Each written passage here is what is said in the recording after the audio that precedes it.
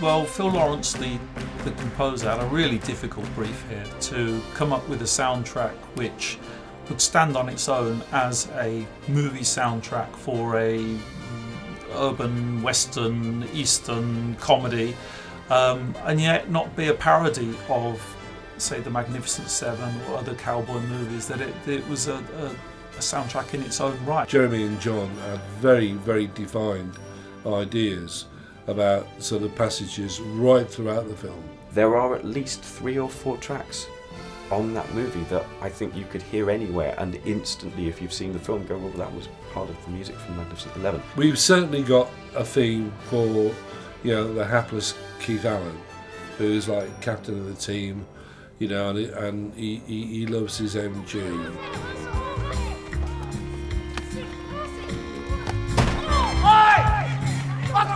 Gary Mathers has one as well, but he's very much in the cowboy theme genre, the hero that turns up on the horse at the last minute.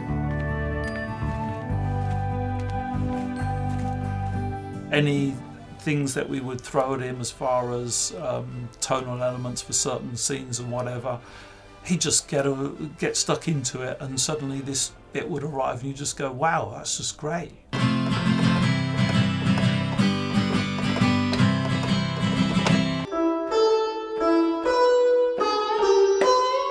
There's little extracts here that you might recognise.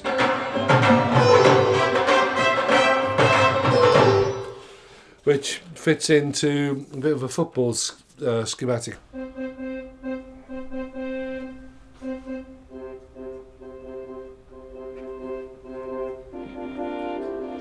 So you can hear that you've got that motive.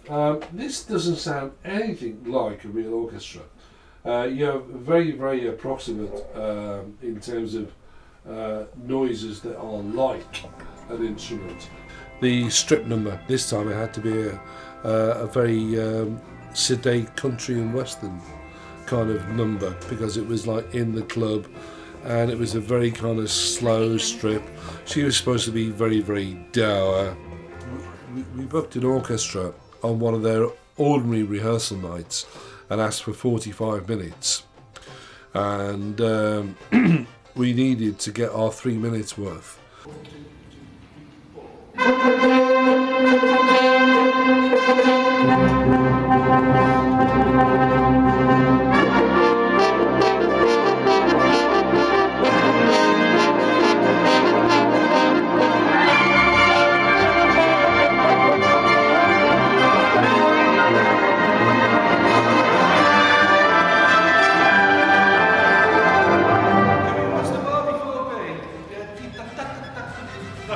The thing is making sure that you get exactly what you want in a finite time, and the finite time was really 40 minutes to record 3 minutes worth of music. Giving it that grandeur, that immediate scope of a western. The thing with John is, being an accomplice musician himself, you can talk about music isms. Well, when John Adams told me that he was able to get the rights to use the Magnificent Seven theme, I thought he was kidding me. So the idea is to take Elmer Bernstein's fantastic Western cowboy theme and completely sort of like do that with it and make it sound as if it's some kind of Indian curry house music. Hopefully come as a complete shock and surprise to people when it happens. If I can just do this bit where we get the idea, we get the sitar,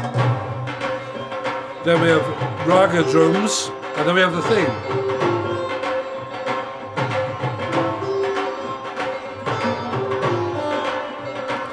So that bit obviously stuck straight away because everybody liked the way it sounded, so that was in there. That had to be written or composed before it was filmed, so it could be choreographed, sent to the dancers. They could rehearse to that, and then they would turn up, obviously, to the final day's worth of filming, so long as all the movements were working to the right beats per minute. After that, I was able to rewrite it, and then using the same material, but turn it into more of a dancey number. Bum bum ba-dum, that kept going on got into everybody's head. So we were time and time again going home with that in our heads. And that's an amazing achievement. I think he's done a superb job.